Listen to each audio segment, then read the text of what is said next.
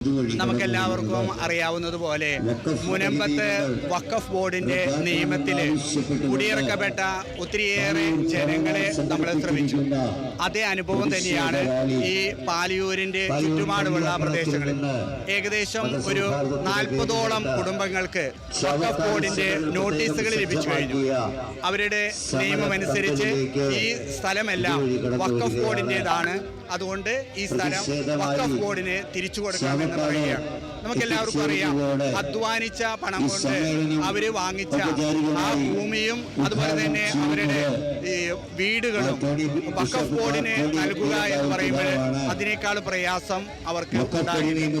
നമുക്കറിയാം, നാളിതുവരെ അവര് ഈ സ്ഥലത്തിന് നികുതിയും ഈ കെട്ടിടത്തിന് നികുതിയും അടച്ചുകൊണ്ടുപോകുന്നവരാണ്.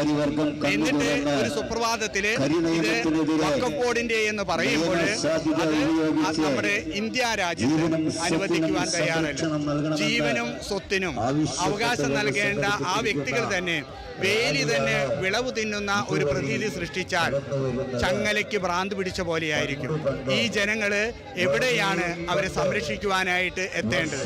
സംരക്ഷിക്കേണ്ടവർ തന്നെ അവർക്ക് ഒരു വിനയായി തീരുമ്പോൾ ഞങ്ങൾ അവരോട് ഒപ്പമുണ്ടായിരിക്കും.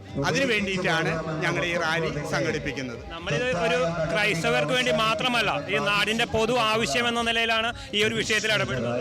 എനിക്ക് എൻ്റെ കയ്യിലിരിക്കുന്ന ഈ ഡോക്യുമെന്റുകൾ വെച്ച് നോക്കുമ്പോൾ ഇതിൽ ക്രൈസ്തവര് 4-5 കുടുംബങ്ങളുള്ളൂ. ഭൂരിഭാഗം കുടുംബങ്ങളും മുസ്ലിമുകളും അതുപോലെ തന്നെ ഹിന്ദുക്കളുമാണ്. ഇവിടെ ഒരു രാഷ്ട്രീയമില്ല. ഞങ്ങൾക്ക് ഇവിടെ ഒരു മതമില്ല. ഞങ്ങളുടെ മതം ക്രിസ്തു പഠിപ്പിച്ച സ്നേഹമാണ്. ഞങ്ങൾ ക്രൈസ്തവ മതം. ഇവിടെ വരുന്നവരെല്ലാവരും ഇസ്ലാം മതവിശ്വാസികളും ഹൈന്ദവ വിശ്വാസികളുമുണ്ട്. പക്ഷേ ഞങ്ങൾ അവരോട് ചേർന്ന് നിൽക്കുവാനായിട്ട് ക്രിസ്തു പഠിപ്പിച്ച സഹോദര സ്നേഹം പ്രാവർത്തികമാക്കുകയാണ്.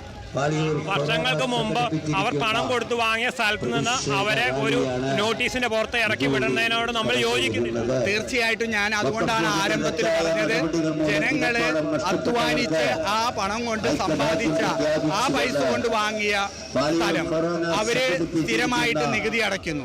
അവര് സ്ഥിരമായിട്ട് കെട്ടിട നികുതി അടയ്ക്കുന്നു. അങ്ങനെയുള്ളവരുടെ സ്ഥലം പോകുക എന്ന് പറയുമ്പോൾ അത് എന്ത് നീതിയാണ്? നമ്മളറിയാം, നമ്മൾ ഇന്ത്യ രാജ്യത്തിലാണ് ജീവിക്കുന്നത്. ഒരു ജനാധിപത്യ രാജ്യമാണ്. ആ ജനാധിപത്യ രാജ്യത്തിലെ ജനങ്ങളുടെ അവകാശങ്ങള്, സ്വത്തിനും ജീവനും സംരക്ഷണം നൽകേണ്ടവര് അത് നൽകുന്നില്ലെങ്കിൽ നമ്മൾ അതിനോട് പ്രതികരിക്കും. ഈ ഒരു വിഷയത്തിനകത്ത് സംസ്ഥാന സർക്കാരിലെ കാര്യക്ഷമമായ ഒരു ഇടപെടൽ ഞാനതിന് ഒരു സർക്കാരുകളെയും ഞാൻ കുറ്റം പറയുന്നില്ല. ജനങ്ങളുടെ അവകാശങ്ങൾ നൽകേണ്ടത് നമ്മൾ ജയിപ്പിച്ചു വിട്ട പ്രതിനിധികളാണ്, ജനപ്രതിനിധി. അതുകൊണ്ടാണ് ഞാൻ പറഞ്ഞതിൽ ഇതിൽ രാഷ്ട്രീയമില്ല. അത് സംസ്ഥാന ഗവൺമെന്റുമായാലും ഈ രാജ്യം ഭരിക്കുന്ന ഗവൺമെന്റ് ആയാലും അതിന് ഉചിതമായ നിയമങ്ങൾ എടുക്കണം. ഇത് ഒരു ജനത്തിന്റെ, മനുഷ്യരുടെ അവകാശമാണ്. മതമല്ല ഇവിടെ പ്രശ്നം. മനുഷ്യരുടെ അവകാശം സംരക്ഷിക്കേണ്ട എല്ലാവരും അത് ചെയ്തു കൊടുക്കേണ്ടതാണ്.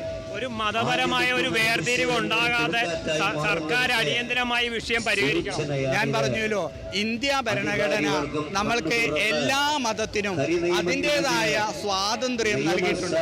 മതം പ്രചരിപ്പിക്കാനും ആ മതത്തിൽ ജീവിക്കാനും ഓരോ ഇന്ത്യക്കാരനും അവകാശമുണ്ട്. ആ അവകാശം സംരക്ഷിക്കപ്പെടണം.